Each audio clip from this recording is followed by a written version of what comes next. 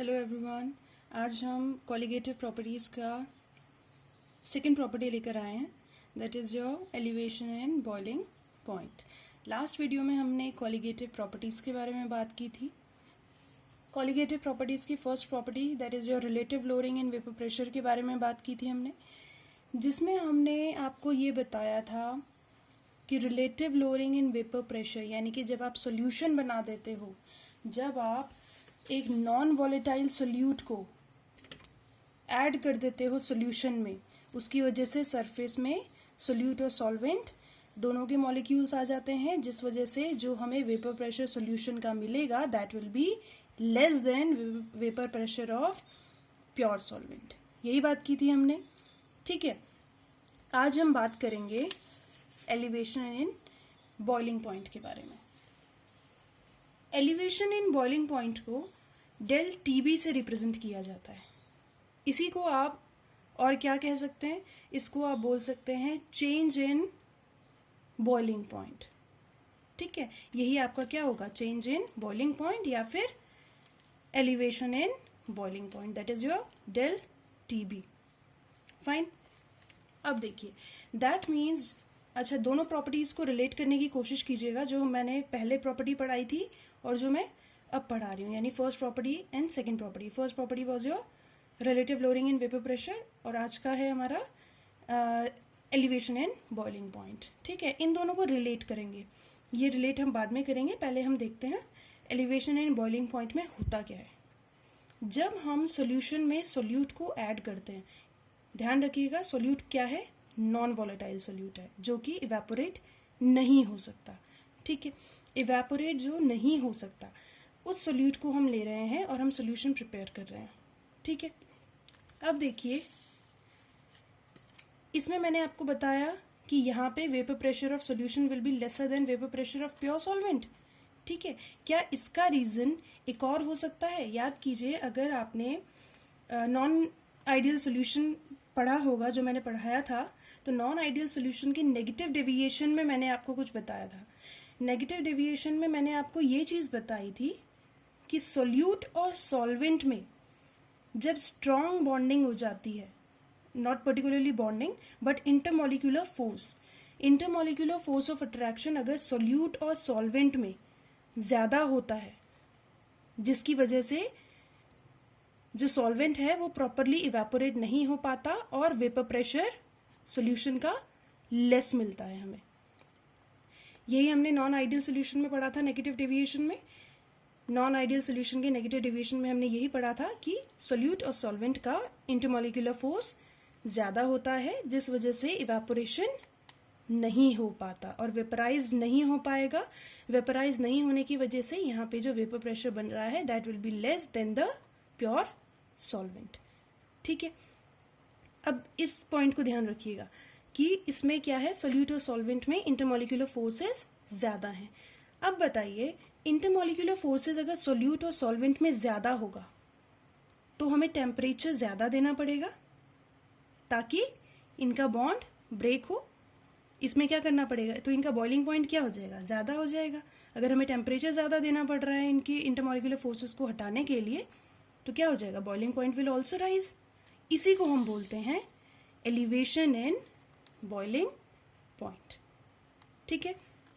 देखिए, when solute is added to the solvent, the formed solution will show high boiling point as compared to pure solvent, ठीक है। Pure solvent में कोई फर्क नहीं पड़ेगा, जबकि जब आप सोल्यूट को ऐड कर रहे हैं सोल्यूशन में, जिसकी वजह से बॉइलिंग पॉइंट हाई हो जाएगा। और बॉइलिंग पॉइंट हाई क्यों हो रहा है, बॉइलिंग पॉइंट हाई इसीलिए हो रहा है बिकॉज इंटरमॉलिक्यूलर फोर्सेस सोल्यूट और सॉल्वेंट में ज़्यादा है।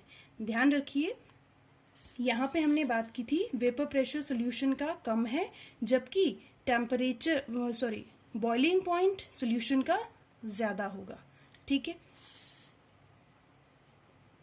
तो डेल टीबी क्या हो जाएगा, जब हमें चेंज निकालना होता है तो हम क्या करते हैं, हायर वैल्यू में से माइनस करते हैं लोअर को, ठीक है। तो हायर वैल्यू किसकी है, सोल्यूशन की। अभी हमने बात की कि हाई बॉइलिंग पॉइंट होगा सोल्यूशन का, ठीक है। तो आप क्या करेंगे, T solution minus T nought solvent. T nought solvent क्या है आपका, टी नॉट सॉल्वेंट है आपका प्योर सॉल्वेंट का टेम्परेचर या बॉइलिंग पॉइंट। ठीक है, तो आपने क्या किया, डेल टी बी निकालने के लिए T solution minus T solvent या प्योर सॉल्वेंट। अब ध्यान दीजिए बॉइलिंग पॉइंट क्या होता है। अगर सिंपल वर्ड्स में हम बोलें तो बॉइलिंग पॉइंट आपका होता है जब लिक्विड स्टार्ट हो जाए बॉईल होना, उसी को हम बॉइलिंग पॉइंट बोलते हैं, अगर हम बहुत ही सिंपल टर्म्स में कहें तो। लेकिन एक्यूरेटली अगर हम कहें तो बॉइलिंग पॉइंट आपका होता है वो टेम्परेचर जहां पे लिक्विड का वेपर प्रेशर इक्वल हो जाए एटमॉस्फेरिक प्रेशर के। एटमॉस्फेयर में हमारी गैसेस हैं और जो लिक्विड है वो भी कन्वर्ट किस में हो रहा है, वेपर स्टेट में, यानी गैसियस स्टेट में। ठीक है, जब लिक्विड का वेपर प्रेशर, ध्यान दीजिएगा, एक एक वर्ड को ध्यान से सुनिएगा, लिक्विड का वेपर प्रेशर जब इक्वल हो जाए एटमॉस्फेरिक प्रेशर के, उसी टेम्परेचर को आप क्या कहते हो, बॉइलिंग पॉइंट। ठीक है, तो बॉइलिंग पॉइंट क्या होगा आपका, it is the temperature at which the vapour pressure of liquid या solution becomes equal to atmospheric pressure. और एटमॉस्फेरिक प्रेशर हम कितना लेते हैं, 1 atm या फिर 1 बार या फिर 760 mm Hg, यही लेते हैं आप एटमॉस्फेरिक प्रेशर। इतना आया समझ में, ये होता है आपका बॉइलिंग पॉइंट जब लिक्विड का वेपर प्रेशर इक्वल हो जाए किसके, एटमॉस्फेरिक प्रेशर के, उसी को आप क्या कहते हैं, बॉइलिंग पॉइंट। अब एलिवेशन इन बॉइलिंग पॉइंट को हम ग्राफिकल रिप्रेजेंटेशन में देखते हैं कि किस तरीके से हम इसे समझ सकते हैं। देखिएगा,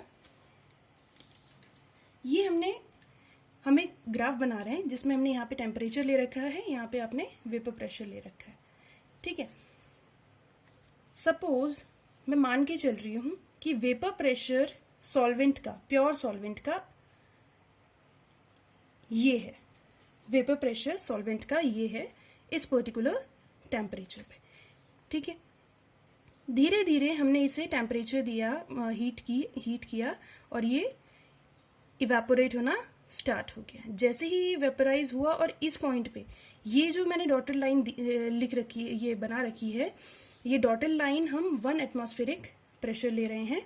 ये क्या है आपका एटमॉस्फेरिक प्रेशर 1 atm। ओके, तो अभी हमने बॉइलिंग पॉइंट क्या पढ़ा, जब लिक्विड का वेपर प्रेशर इक्वल हो जाए एटमॉस्फेरिक प्रेशर के। ठीक है, तो ये है इसका वेपर प्रेशर सॉल्वेंट का, प्योर सॉल्वेंट की बात हम कर रहे हैं, जहां हम सॉल्वेंट बोलेंगे वो आपका प्योर सॉल्वेंट होगा। ठीक है, प्योर सॉल्वेंट का वेपर प्रेशर ये है, धीरे धीरे टेम्परेचर राइज हुआ, ये टेम्परेचर राइज हो रहा है ना, तो टेम्परेचर राइज हुआ तो वेपर प्रेशर भी राइज होगा और ये कहाँ पे पहुंच गया, 1 atm, यानी कि इस पॉइंट पे ये कहाँ पे रीच कर गया, इसके बॉइलिंग पॉइंट पे, यानी कि सॉल्वेंट का बॉइलिंग पॉइंट यहाँ रीच कर गया, क्योंकि लिक्विड का वेपर प्रेशर किसके इक्वल हो गया है यहाँ, 1 atm के, यानी एटमॉस्फेरिक प्रेशर के। तो ये क्या हो जाएगा आपका बॉइलिंग पॉइंट किसका, सॉल्वेंट का। ठीक है, ये हम बात कर रहे हैं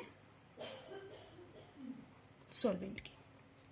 ठीक है, अब हमने ये भी आपको बताया था कि वेपर प्रेशर ऑफ सॉल्वेंट यानी कि प्योर सॉल्वेंट और वेपर प्रेशर ऑफ सॉल्यूशन में से वेपर प्रेशर किसका ज्यादा होता है, पिछली प्रॉपर्टी में हमने पढ़ा था। तो किसकी ज्यादा होती है, वेपर प्रेशर किसका ज्यादा होता है, सॉल्वेंट का। तो यानी कि अगर हम सॉल्यूशन का वेपर प्रेशर लेंगे तो इससे कुछ कम ही लेंगे, तो हम ये मान रहे हैं। ठीक है, ये मान लिया हमने। अब देखिएगा, धीरे धीरे हमने टेम्परेचर राइज किया, ये इसका वेपर प्रेशर भी बढ़ रहा है टेम्परेचर के साथ साथ, और ये रीच कर गया कहाँ, इसके बॉइलिंग पॉइंट में। ये अब किसका बॉइलिंग पॉइंट है, सॉल्यूशन का। ये है आपका सॉल्यूशन का कर्व। इतना आ रहा है समझ में, सॉल्वेंट और सॉल्यूशन आया समझ में। अब देखिए,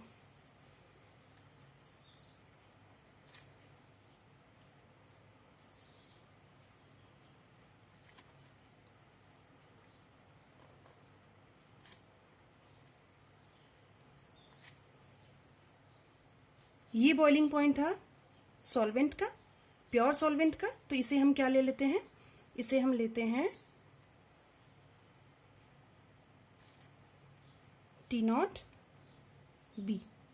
T0B मतलब प्योर सॉल्वेंट का वेपर प्रेशर। ठीक है, ये था आपका बॉइलिंग पॉइंट किसका, सॉल्यूशन का। सॉल्यूशन का बॉइलिंग पॉइंट था। तो ये जो टेम्परेचर होगा, ये टेम्परेचर किसका होगा, T B, that is your boiling point of solution. यहां मैं सॉल्यूशन भी लिख देती हूं, ये सॉल्यूशन का है, और ये T not be that is for solvent. ठीक है, अब देखिए, अगर हमें इसमें चेंज निकालना है तो हम चेंज किस तरीके से निकालेंगे, आपको शायद ये विजिबल नहीं हो रहा होगा।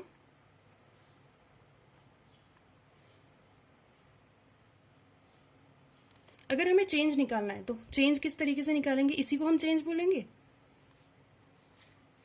That will be your del T B. ठीक है, तो डेल टी बी अभी हमने देखा था, डेल टी बी आपका क्या था, del T B T solution minus T nought solvent, यही था ना। यहां पे देखिएगा टी बी सोल्यूशन आपका ज्यादा आ रहा है rather than T not be, इसीलिए आप जब आप डेल टी बी निकालते हैं तो डेल टी बी आप क्या लिखेंगे, del T B that is your solution minus T naught B that is your pure solvent। ठीक है, ऊपर भी मेंशन कर लीजिए, ये आपका बॉइलिंग पॉइंट थे, ये दोनों आपके बॉइलिंग पॉइंट थे। ठीक है, बॉइलिंग पॉइंट, ये आपका सॉल्वेंट का और ये सॉल्यूशन का। ठीक है, इतना आया समझ में। अगर ग्राफ अच्छे से समझ में आ गया है तो हम आगे चलते हैं। एलिवेशन इन बॉइलिंग पॉइंट में ये बताया गया that del T B is directly proportional to molality. Small m is your molality. Molality ही क्यों लिया गया, ध्यान दीजिएगा, मोलैलिटी हमने इसीलिए लिया है क्योंकि मोलैलिटी एक ऐसी कंसंट्रेशन की टर्म है जिसमें हम कितना अमाउंट ऑफ सोल्यूट ऐड कर रहे हैं पर केजी ऑफ सॉल्वेंट में, उसे मेजर किया जाता है। और कॉलिगेटिव प्रॉपर्टीज में भी हम क्या बोल रहे हैं कि कॉलिगेटिव प्रॉपर्टीज क्या होती हैं कि अगर हम solute, number of moles of solute को इंक्रीज करें तो प्रॉपर्टी भी वेरी करेगी। ठीक है, तो इसीलिए आपका डेल टी बी ये बताया गया that del T B is directly proportional to small m that is your molality. ठीक है, और मोलैलिटी क्या होता है, number of moles of solute in per KG of solvent, that is your molality. Okay, तो del T B is equals to proportionality constant लगाया गया that is your K B into molality. ठीक है, और ये के बी क्या था, मोलल एलिवेशन कांस्टेंट, इसे कहा जाता है मोलल एलिवेशन कांस्टेंट। मोलल क्यों बोल रहे हैं, because it is your molality यहाँ पे यूज हो रही है, इसीलिए इसका जो कांस्टेंट लगेगा that is your molal elevation constant. इसी को आप और क्या कहते हैं, इब्यूलोस्कोपिक कांस्टेंट। ठीक है, याद रखिएगा के बी की वैल्यू जो है वो डिपेंड करती है नेचर ऑफ सॉल्वेंट पे। नीचे लिखा है मैंने, it always depends upon solvent या नेचर ऑफ सॉल्वेंट पे डिपेंड करती है। ठीक है, इसकी यूनिट क्या होगी, इसकी यूनिट होती है आपकी केल्विन केजी पर मोल। ठीक है, केबी की यूनिट है that is your kelvin KG per मोल।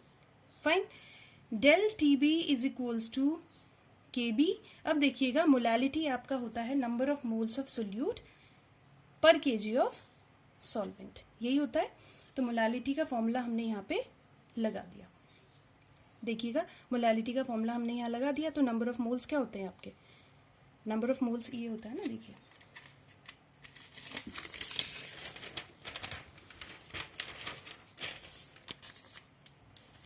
जब हम मोलैलिटी की बात कर रहे हैं, मोलैलिटी होता है आपका number of moles of solute. और याद कीजिए हमने फर्स्ट कंपोनेंट आपका सोल्यूट लिया था या सॉल्वेंट लिया था, फर्स्ट कंपोनेंट हमने सॉल्वेंट लिया था, ठीक है। और यहाँ पे क्या होता है आपका मास ऑफ,